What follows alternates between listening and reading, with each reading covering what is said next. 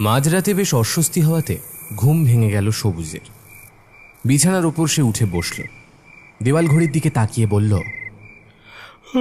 কি ব্যাপার, রাত্রি 2টোর সময় আমার ঘুমটা ভেঙে গেল কি করে? এরকম তো আগে কখনো হয়নি আমার সাথে। আর ঘরটাও কিরকম গুমোট হয়ে আছে। উফ, একে ভাদ্র মাসের প্যাচপ্যাচে গরম, তার উপরে লোডশেডিং, আর পারি না। সবুজ উঠে গিয়ে জানলাটা খুলে দিল। যতই গরম থাকুক না কেন, সেই জানলাটা পারতপক্ষে খোলে না, কারণ খুললেই দূরের সেই পচা ডোবাটা চোখে পড়ে। একটা ফুরফুরে ঠান্ডা হাওয়া গায়ে ঝাপটা দিয়ে বেরিয়ে গেল। কাছে পিঠে কোথাও বৃষ্টি হয়েছে বোধহয়। যাই, আরেকবার শোয়ার চেষ্টা করে দেখি, কালকে আবার সকাল সকাল উঠতে হবে। সবুজ বিছানায় গিয়ে শুয়ে পড়ল, এপাশ ওপাশ করে ঘুমানোর চেষ্টা করল। একবার ঘড়ির দিকে তাকিয়ে দেখল 2:30 বাজে। হঠাৎ দূর থেকে একটা মিষ্টি বাঁশির শব্দ কানে এলো তার। সবুজের গায়ের লোম খাড়া হয়ে গেল। থরথর করে কাঁপতে কাঁপতে দু হাতে কান চাপা দিয়ে শোয়ার চেষ্টা করল। হ্যাঁ, আবার সেই শব্দটা। কিছুতেই যে শব্দ আমার পিছু ছাড়ছে না, আর জানলাটা খুললেই এই এই বাঁশির শব্দ কানে আসে আর মনে পড়ে যায়।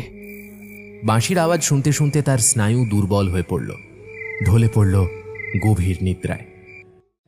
সবুজ, এই সবুজ, হট! এখানে কি করছিস তুই? আমি এখানে কি করে এলাম? শম্ভু কাকা, তুমি এখানে? তোর বাবা মা তোকে গোটা গ্রাম খুঁজে বেড়াচ্ছে। কোথায় ছিলি কাল সারা রাত, আর এখানেই বা এলি কি করে? আমি নিজেই তো জানি না এখানে কি করে এলাম। এই অভিশপ্ত জায়গাটা আমার পিছু ছাড়বে না দেখছি, সমানে এখানে চলে আসছি। একবার সবুজ চারপাশে তাকিয়ে দেখল, রোদ ঝাঝা করছে চারদিকে। শম্ভু কাকা, কটা বাজে গো? 10:30 বাজে। চল চল, অনেক হয়েছে, এখন আর এখানে বেশিক্ষণ থাকা যাবে না। চল, এখন বাকি কথা বাড়ি গিয়ে হবে। সবুজ শম্ভু কাকার পিছু পিছু হাঁটতে হাঁটতে ভাবল, তার মানে আমি কি সারা রাত এখানেই ছিলাম? কিন্তু এখানে এলাম কি করে? যতদূর মনে পড়ছে, রাতে সেই বাঁশির আওয়াজ, মাথাটা যন্ত্রণায় ফেটে পড়ছে। মিনিট 2 হাঁটার পর যখন তারা সবুজের বাড়ি পৌঁছল, সবুজ দেখল গেটের সামনে তার বাবা চিন্তিত মুখে হাঁটাচলা করছে। সবুজকে দেখেই ছুটে এলো। এই সবুজ, কোথায় ছিলি তুই? সারা রাত বাড়ির বাইরে কি করছিলি? ওরে, আমাদের তোকে নিয়ে কত চিন্তা হয় সেটা জানিস না? আর বলো না ধনঞ্জয় দা, ওই পচা ডোবার ওখানে হাত পা ছড়িয়ে শুয়েছিল আমাদের সবুজ। আমি তো গিয়ে ঘুম থেকে তুললাম। হ্যাঁ, তুই তুই পচা ডোবার ওখানে গিয়েছিলি? ওরে বাবা, তোর সাহস তো কম না, এত সব কিছু জানার পরেও তুই। ধনঞ্জয়, ওকে আর বকো না, বরং ঘরে গিয়ে একটু বিশ্রাম করতে বলো। সবুজ আওয়াজ লক্ষ্য করে তাকিয়ে দেখল গ্রামের মোড়ল শিবু জ্যাঠা চিন্তিত মুখে দাঁড়িয়ে আছে। বাবা সবুজ, তুমি এখন ঘরে গিয়ে বিশ্রাম নাও বাবা। তোমার মুখ দেখে বোঝা যাচ্ছে তোমার শরীরের অবস্থা ভালো নয়। শুধু হাত পা ধুয়ে একটু বিশ্রাম নাও, তারপর সন্ধ্যা নাগাদ আমি আবার আসছি, তখন তোমার কাছ থেকে সবটা শুনবো, কেমন? শিবু জ্যাঠা চলে গেলেন। সবুজ ঘরে ঢুকে হাত মুখ ধুয়ে খাবার নিয়ে নিজের ঘরের বিছানায় এসে বসল। বড্ড ক্লান্ত লাগছে তার। আগের রাতের কথা ভাবতে ভাবতে কখন যেন আবারও গভীর নিদ্রায় ঢলে পড়ল। যখন ঘুম ভাঙল, চারিদিকে অন্ধকার, সন্ধে হয়ে গেছে। কিছু দূরে শাঁখ বাজার শব্দ তার কানে এলো। সবুজ বার দুয়েক তার বাবা মাকে ডাকল। বাবা, মা, কোথায় তোমরা? কোনো সাড়া নেই। ঘর থেকে বেরিয়ে দেখল সবাই বাড়ির সামনের চাতালটায় বসে রয়েছে। সবুজ, এসেছিস? তাহলে ঘুম হলো তোর? হ্যাঁ শম্ভু কাকা, বলো। এবার বলো তো বাবা, তুমি মাঝরাতে বাড়ি ছেড়ে কোথায় গিয়েছিলে, আর পচা ডোবার ওখানেই বা গিয়েছিলে কেন? আমি জানি না জেঠু, বিশ্বাস করো আমার কিচ্ছু মনে নেই। কিছু মনে নেই বললেই তো হয় না। আচ্ছা, শোয়ার আগে কি হয়েছিল কিছু মনে আছে? না, তেমন কিছু হয়নি। তবে তবে কি? মাঝরাতে হঠাৎ করেই আমার ঘুমটা ভেঙে গিয়েছিল। তারপরে ঘরটা প্রচণ্ড গুমোট হওয়ায় দক্ষিণের জানলাটা খুলে দিই, আর তারপরেই একটা বাঁশির আওয়াজ আমার কানে আসে। আর বাঁশি? শম্ভু কাকার মুখ কালো হয়ে যায়, আবার প্রশ্ন করে, কিরকম আওয়াজ বলতে পারো? একটা একটা অদ্ভুত ছন্দে বাজছিল বাঁশিটা। কিছুক্ষণ শুনলেই মাথাটা কীরকম ঝিমঝিম করে। এর আগেও আমি বাঁশির আওয়াজ শুনেছি, বাবা মাকে বলেছিলাম, কিন্তু তারা কেউ বিশ্বাসই করেনি। তারা বলেছিল যে আমি নাকি ঘুমের মধ্যে স্বপ্ন দেখছি। শম্ভু কাকা, তুমি কি জানো এই বিষয়ে কিছু? তোরা তো এই গ্রামে এসেছিস মোট 15 বছর হলো, তাই তোদের কেউই এই বিষয়ে কিছু জানে না। ঘটনাটা ঘটেছিল আজ থেকে 20 বছর আগে। এই যে পচা ডোবা আছে না, সেটা চিরকাল এই রকম ছিল না। টলটলে পরিষ্কার জল, আর তাতে নানান রকমের মাছ ঘুরে বেড়াতো। আমার ঠাকুরদা হরগোবিন্দ চৌধুরী ওই ডোবার পত্তন করেন। আসলে এই গ্রামে দীর্ঘ 5 বছর ধরে খরা হওয়ার কারণে ঠাকুরদা জলের সমস্যা মেটানোর জন্য ডোবাটির পত্তন করেন। পরবর্তীকালে আমার বাবার সময় আর্থিক অসচ্ছলতার কারণে ওই ডোবা আমরা বিক্রি করে দিই। সেই সময় ওই ডোবার ধারে একটা কুঁড়ে ঘর করে থাকতো একটা অন্ধ বুড়ি আর তার ছেলে। আমার ঠাকুরদাই তাকে ওখানে থাকার ব্যবস্থা করে দিয়েছিলেন। পরবর্তীকালে আমার বাবা যখন ওই ডোবা জমি সমেত বিক্রি করেন, তখন তারা আপত্তি জানায়নি। ওই ছেলে খুব সুন্দর বাঁশি বাজাতো। তার বাঁশির মূর্ছনায় গোটা গ্রাম মেতে থাকতো। সন্ধে হলেই সে রেওয়াজে বসত। আরও আমরা দূরে সেই নাট মন্দির থেকে তার আওয়াজ শুনতে পেতাম। বড় অদ্ভুত ছিল তার বাঁশির সুর। কেমন মোহগ্রস্ত হয়ে পড়তাম সকলে। ছেলেটাকে খুব ভালোবাসতাম আমরা। সকালবেলা ছেলে তার অন্ধ মাকে নিয়ে ভিক্ষা করতে বেরোতো। যা পেত তা দিয়েই তার সংসার চলে যেত। আমরাও তাদের যথাসাধ্য চেষ্টা করতাম সাহায্য করার।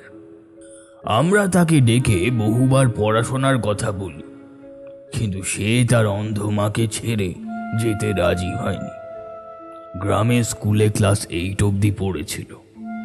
তখন স্কুলে 8-এর পর আর পড়াশোনা হতো না। উচ্চশিক্ষার জন্য শহরে যেতে হতো। সমু চায়নি তার মাকে ফেলে রেখে শহরে যেতে। সমু? ওই অন্ধ বুড়ির ছেলের নাম সমু, যে খুব সুন্দর বাঁশি বাজাতো সে। আচ্ছা, বুঝলাম। তারপর সবকিছু ঠিকঠাক আগের মতোই চলছিল। কিন্তু একদিন সকালবেলা ওই ডোবার কাছে গুচ্ছের লোক দেখতে পাই। আমরা গ্রামের লোকেরা কৌতূহলী হয়ে ওই ডোবার ধারে গিয়ে পৌঁছই। গিয়ে দেখি কয়েকজন লোক মিলে মাটি ফেলে ওই ডোবা বোঝানোর চেষ্টা করছে। আমরা গিয়ে জিজ্ঞেস করি, এই এখানে কি হচ্ছে? তোমরা কে?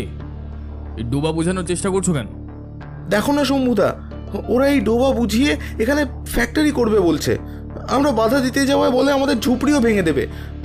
আমি এই সময় এই অবস্থায় আমার বয়স্ক মাকে নিয়ে কোথায় যাব বলো তো?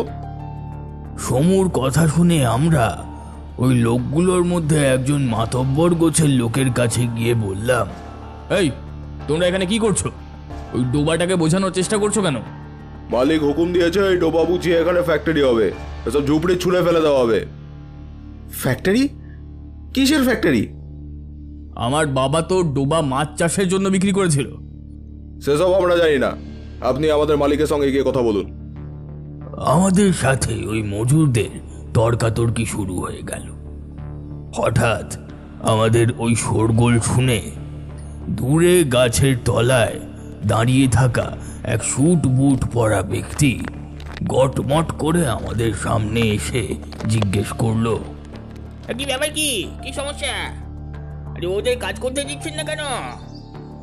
চিনতে পারলাম ইনি সেই ব্যক্তি যাকে আমার বাবা ডোবা সহ জমি বিক্রি করেছিলেন। ও আপনি আমাকে চিনতে পারছেন না? আমি শম্ভুনাথ চৌধুরী। আমার বাবা রমাকান্ত চৌধুরী আপনাকে এই ডোবার জমি বিক্রি করেছিলেন। হ্যাঁ, আচ্ছা, তো আমি কি করতে পারি? কেনার সময় তো আপনি কথা দিয়েছিলেন যে এই ডোবায় মাছ চাষ করবেন, কখনোই ওই ডোবা বুঝিয়ে অন্য কিছু করবেন না। আর এই কথা দিয়েছিলেন যে ওই ঝুপড়িতে থাকা মানুষগুলোকে উৎখাত আপনি করবেন না। তাহলে এখন আপনি আপনার কথার খেলাপ করছেন কেন? আমার জমি আমি যা ইচ্ছে তাই করব। তোমার বাবা আমাকে জমি বিক্রি করে দেওয়ার পর তোমাদের আর কোনো অধিকার নেই এখানে আমি কি করব সেটা বলার। কি বলছেনটা কি আপনি? এই ডোবা থেকে গ্রামের লোক জল নেয়, চাষের জমিতে লাগে জল, কত কাজে লাগে এই ডোবা। আর আপনি এই ডোবা বুঝিয়ে এখানে ফ্যাক্টরি বানাবেন? বেশ করবো, এখানে ফ্যাক্টরি করব, এখানে ফ্যাক্টরি হবে। কি করবি? কি করবি? যা ইচ্ছে করার করে না, যা। এই তোমরা কাজ করো। হঠাৎ আমার সাথে থাকা এক ছেলে বলে উঠল, কিসের ফ্যাক্টরি হবে? এখানে টায়ারের ফ্যাক্টরি হবে, কত লোক কাজ পাবে, তোমাদেরই তো সুবিধে, তোমাদেরই তো ভালো হবে। টায়ারের? তাহলে তো গোটা গ্রাম বসবাসের অযোগ্য হয়ে যাবে। আমরা তা হতে দিতে পারি না। আমরা এক্ষুনি যাচ্ছি লোকাল থানায় কমপ্লেন করতে। আপনারা ডোবা বুঝে ফ্যাক্টরি বানাতে পারেন না, এটা নিয়ম বিরুদ্ধ, আইন বিরুদ্ধ কাজ এগুলো। কি থানা? ওহ বাবা, আরে পুলিশ আমার পকেটে রে, পুলিশ আমার পকেটে। এরকম করে নাড়াবো, পুলিশ দুটো পড়ে যাবে পকেট থেকে, দেখবি। তুই জানিস আমার জামাইবাবুকে? হ্যাঁ, এই এলাকার এমএলএ, খোঁজ নিয়ে দেখ, যাকে সহজ ভাষায় বলে বিধায়ক। শহরের থানার বড়বাবু আমার আগে পিছে ঘোরে। শুনে রাখো খোকা, এখানে টায়ার ফ্যাক্টরি হবেই হবে, ঠিক আছে? এটাই আমার শেষ কথা। যা ইচ্ছে করার করে নাও, যাকে ইচ্ছে ধরার ধরে নাও, পুলিশের কাছে যদি যেতে চাও তাহলে চলে যাও। আমরা বুঝলাম এখানে ঝামেলা বাড়িয়ে লাভ নেই। বাড়ি গিয়ে ঠান্ডা মাথায় বাবার সাথে আলোচনা করে এই বিষয়ে পদক্ষেপ নিতে হবে। আমি বাড়ি গিয়ে বাবাকে এই কথা বলতেই বাবা বললেন, এখন আমাদের আর কিছু করার নেই। ওরা যা পাওয়ারফুল লোক, ওদের বিরুদ্ধে গেলেই আমাদের ক্ষতি হবে। এই গোটা গ্রাম তার ফল ভোগ করবে। কিন্তু এত সহজে তুমি ওদের ছেড়ে দেবে? আর সমুদের কি হবে? ওরা কোথায় যাবে? ঠিক সেই সময় দেখলাম সমু দৌড়তে দৌড়তে আমাদের বাড়িতে এলো। এসে বাবার সামনে হাত জোড় করে বলল, কর্তামশাই, আমাদের বাঁচান। ওরা আমাদের বাড়ি থেকে জিনিসপত্র ছুঁড়ে ফেলে দিচ্ছে। আমার মা তাদের আটকাতে গেলে আমাদের ধাক্কা মেরে ফেলে দিল। আমরা বললাম আমাদের অন্তত 1 সপ্তাহ সময় দিন। ওরা বললো এত সময় দেওয়া সম্ভব নয়, এখনই তোদের বেরিয়ে যেতে হবে। এখন আমরা কোথায় যাই কর্তামশাই? বাবা সোমু, শান্ত হয়ে শোনো আমার কথাটা। ওদের সাথে লড়াইয়ে আমরা পেরে উঠবো না বাবা। ওরা খুব শক্তিশালী লোক। এখন আমাদের হাতে আর কিচ্ছু নেই। তোমাদের অন্য কোথাও থাকার ব্যবস্থা হয়ে যাবে, চিন্তা করো না। কিন্তু তা বলে এত সহজে ছেড়ে দেব? ওরা আমার মাকে ধাক্কা দিয়ে ফেলে দিয়েছে। আমরা গরিব বলে কি আমাদের কোনো মান সম্মান নেই? আমি একাই যাচ্ছি ওদের বিরুদ্ধে লড়াই করতে। এই বলে সমু বেরিয়ে গেল। আমি চিৎকার করলাম, এই সমু, সমু, এই দাঁড়া, সমু দাঁড়া। কিন্তু সে পিছনে একটিবারের জন্য ফিরে তাকালো না। কে জানতো ওটাই ছিল আমার সমুকে শেষ দেখা। শেষ দেখা? সমুর কি হলো? তারপর কি হলো আমি সচক্ষে দেখিনি, বাকিটা লোক মুখে শোনা। শোনা যায় সমু লাঠি নিয়ে ওই মজদুরগুলোকে তাড়া করেছিল, তাদের মারতে মারতে এলাকা ছাড়া করেছিল। কিন্তু পরের দিন সকালে গিয়ে আমি ওখানে সমুকে দেখতে পাইনি। ওখানকার লোকেদের মুখেই শুনেছিলাম যে সমু তার মাকে নিয়ে শহরে চলে গেছে। কিছুদিন পর ঘটতে থাকে একের পর এক অদ্ভুত ঘটনা। যত লেবার ওখানে কাজ করছিল সবাই কোনো না কোনোভাবে অসুস্থ হয়ে বাড়ি চলে যায়। কেউ আর সেখানে কাজ করতে চায়নি শেষ পর্যন্ত। আর তখনই সেই ডোবার মালিক হঠাৎ গাড়ি অ্যাক্সিডেন্টে মারা যায়। আমরা গোটা গ্রামের লোক ধরেই নিই যে সমু এবং তার মায়ের অভিশাপে আজকে ওদের এই অবস্থা। ওই ডোবা আর কেউ ভোগ করতে পারেনি, কারণ তারপরই ওই ডোবাতে যত মাছ ছিল সব মরে ভেসে ওঠে। পচে দুর্গন্ধ বের হতে থাকে ওই ডোবা থেকে। তারপর বার দুয়েক ওই ডোবায় ফ্যাক্টরি তৈরি করার জন্য কথা হয়েছিল বটে, কিন্তু কেউই কাজ শেষ করতে পারেনি। তারপর থেকে ওই ডোবা পরিত্যক্ত হয়ে যায়। কেউ ওই ডোবার ধারে কাছে যেতে সাহস পায় না। তো এই হচ্ছে ওই ডোবার কাহিনী। শম্ভু কাকুর মুখে পুরো গল্প শোনার পর সবুজ থ হয়ে রইল। সবুজকে চুপ থাকতে দেখে শম্ভু কাকা আবার বলল, দেখ, আমি জানি না তোর সাথে কি হয়েছে, তবে আমার কথা যদি তুই শুনিস, আমি বলবো ওই দক্ষিণ দিকে জানলাটা আর খুলিস না। কিছু একটা অশুভ শক্তি জড়িয়ে আছে এর সাথে। রাতে আর কোনো কিছু খাবার ইচ্ছে হলো না সবুজের, তাই চুপচাপ বিছানায় গিয়ে শুয়ে পড়ল। বাবা মা অনেক জোর করলো কিছু মুখে দেওয়ার জন্য, কিন্তু সবুজের কিছুই খেতে ইচ্ছে করছিল না। এপাশ ওপাশ করতে করতে কখন যে সবুজ ঘুমিয়ে পড়েছিল খেয়াল নেই। হঠাৎ অস্বস্তি হতেই ঘুম ভেঙে গেল। সে দরদর করে ঘামছে। আবার লোডশেডিং, উফ, আর পারা যায় না। কিন্তু একটা ঠান্ডা হাওয়া আসছে কোত্থেকে? ঘরের দক্ষিণ দিকে তাকাতেই তার বুকটা ছ্যাঁত করে উঠল। এ কি, জানলাটা খোলা কেন? হালকা ফুরফুরে হাওয়ায় জানলায় লাগানো পর্দাটা উড়ে যাচ্ছে। সবুজ উঠে গিয়ে জানলাটা বন্ধ করতে যাবে, ঠিক সেই সময় আবার সেই বাঁশির আওয়াজ শোনা গেল। আবার সেই বাঁশি। উফ উফ, কি অসহ্য লাগছে, কি অসহ্য লাগছে। থরথর করে কাঁপতে কাঁপতে সবুজ বিছানায় গিয়ে শোয়। মাথায় বালিশ চাপা দিয়েও সেই বাঁশির আওয়াজ আটকানো যাচ্ছে না। একসময় বিরক্ত হয়ে আবার বিছানার উপর উঠে বসে। না না না না, এইভাবে তো সহ্য করা যায় না। এর একটা হেস্তনেস্ত করতেই হবে। আওয়াজটা ওই পচা ডোবার দিক থেকেই আসছে, তাই না? সবুজ এমনিতে ভীষণ সাহসী ছেলে, তারপর এই বাঁশির আওয়াজে মাথাটা ধরে আছে। এক প্রকার বিরক্ত হয়েই বাড়ির সদর দরজা খুলে রাস্তায় বেরিয়ে পড়ল সে। হ্যাঁ, ঠিকই ধরেছিলাম, বাঁশির আওয়াজটা সেই পচা ডোবার কাছ থেকেই আসছে। সেই বাঁশির আওয়াজ লক্ষ্য করে সবুজ পৌঁছয় পচা ডোবার সামনে। আর ঠিক সেই সময় বাঁশির আওয়াজটাও থেমে যায়। এ কি, ওটা কি? জলের উপরে ওটা কি ভাসছে? সবুজ স্পষ্ট দেখতে পায় জলের উপর একটা নির্দিষ্ট স্থানে একটা আলোর বিন্দু দপদপ করে জ্বলছে। তার মানে কেউ কি আমাকে কিছু বোঝাতে চাইছে? ওই আলোটা আমার দিকে এগিয়ে আসছে কেন? সবুজ দেখতে পায় সেই আলো ধীরে ধীরে এগিয়ে আসছে তার দিকে। সে এবার উল্টো দিকে মুখ করে দৌড়তে শুরু করে। কিছুক্ষণ পর মনে হয় সে যেন সেই একই জায়গায় ঘুরপাক খাচ্ছে। এ কি, আমি তো এই জায়গাতেই দাঁড়িয়েছিলাম। সেই আলোক বিন্দু এবার তার দিকে এগিয়ে আসে। সবুজ এবার একটা চিৎকার করে অজ্ঞান হয়ে মাটিতে লুটিয়ে পড়ে। জ্ঞান ফেরে শম্ভু কাকার ধাক্কা ধাক্কিতে। কিরে, তুই আজকেও এখানে এসে শুয়েছিলি? তোকে না বলেছিলাম ঘরের জানলা বন্ধ করে শুতে? বাড়িতে সবাই তোর জন্য চিন্তা করছে যে। শম্ভু কাকা, আমার বিশ্বাস এই ডোবাতেই কিছু একটা আছে। কেউ যেন আমাকে কিছু জানাতে চাইছে। ওই জায়গাটা একবার তল্লাশি করলে হয় না? সবুজ ডোবার একদিকে আঙুল দেখিয়ে নির্দেশ করে। সে পরে দেখা যাবে খন, আপাতত তুই বাড়ি চ। সেদিনই গ্রামের লোকেরা সবাই মিলে ওই ডোবার একটা অংশ, যেটা সবুজ দেখিয়েছিল, সেখানে নেমে তল্লাশি চালায়। প্রথমে তারা কেউই নামতে রাজি হয়নি, কিন্তু মোড়ল মশাইয়ের আদেশে অবশেষে রাজি হয়। আর সেখান থেকেই পাওয়া যায় একটা কঙ্কাল। পোস্টমর্টম রিপোর্টে জানা যায় ওই কঙ্কাল এক বৃদ্ধার। মৃত্যুর সময় তার বয়স হয়েছিল আনুমানিক 60 থেকে 62। তার মাথার পেছনে আঘাতের চিহ্ন স্পষ্ট।